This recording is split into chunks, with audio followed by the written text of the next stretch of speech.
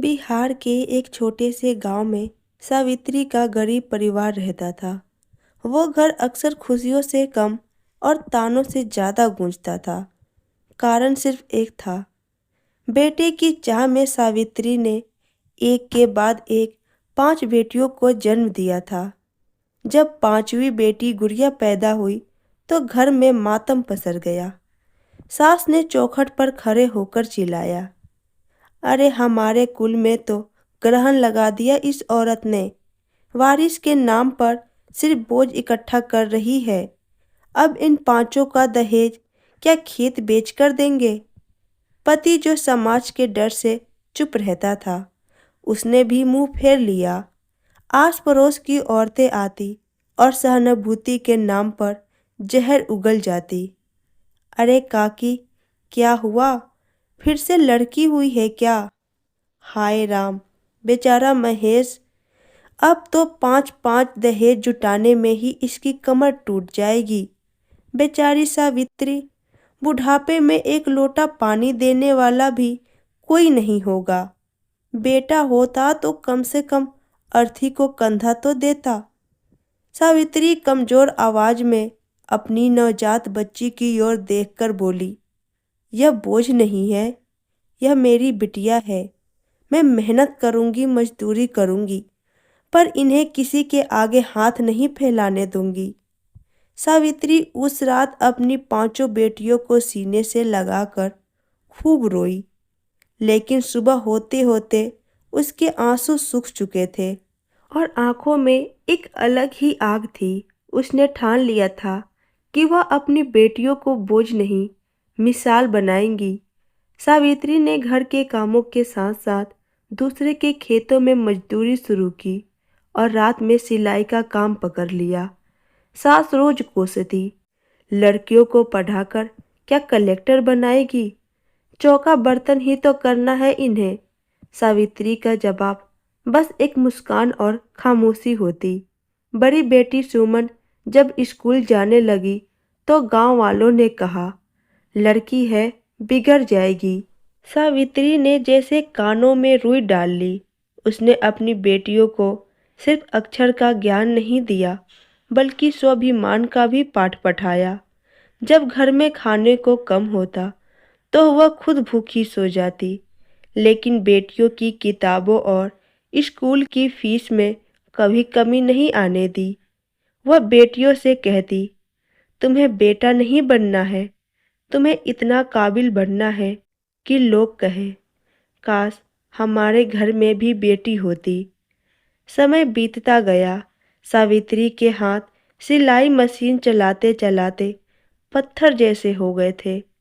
उसकी कमर झुक गई थी, लेकिन बेटियों के हौसले आसमान छू रहे थे। वह दिन जब वक्त बदला। 20 साल बाद वही आंगन जो कभी तानों से गूंजता था, आज वहां पुलिस की गाड़ियां और लाल बत्ती वाली कार खड़ी थी।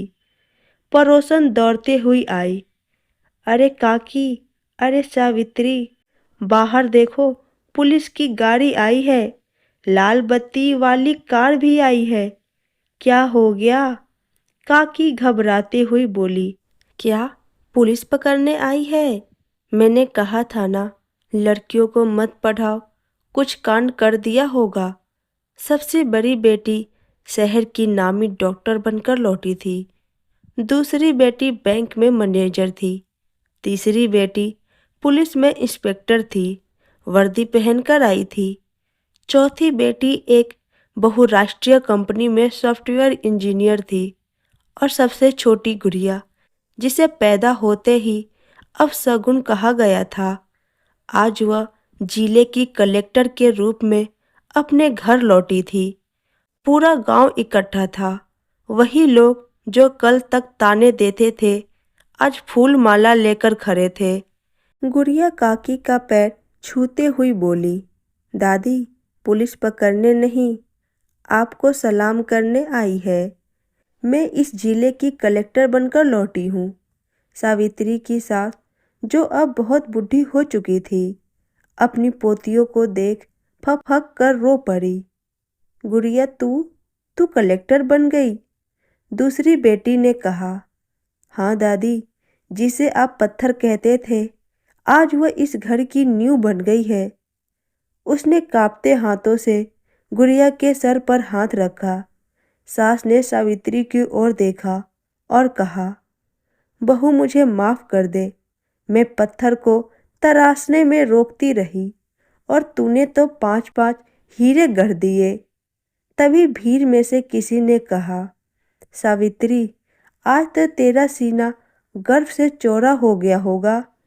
तेरे 5 बेटों ने कमाल कर दिया। सावित्री आगे बढ़ी और अपनी बेटियों के कंधे पर हाथ रखा और गर्व से बोली, ये मेरे बेटे नहीं हैं, यह मेरी बिटिया है।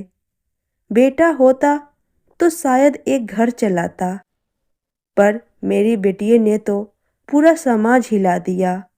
लोग कहते थे कि बेटा अर्थी को कंधा देता है, पर मेरी बेटियों ने तो जीते जी मेरे बुढ़ापे को सहारा और मेरे सर को ताज दिया है। उस दिन उस गांव में किसी ने बेटे की दुआ नहीं मांगी। सावित्री का संघर्ष जीत चुका था। उसने समाज के ताले अपनी बेटियों के काबिलियत की चाबी से हमेशा के लिए खोल दिए थे।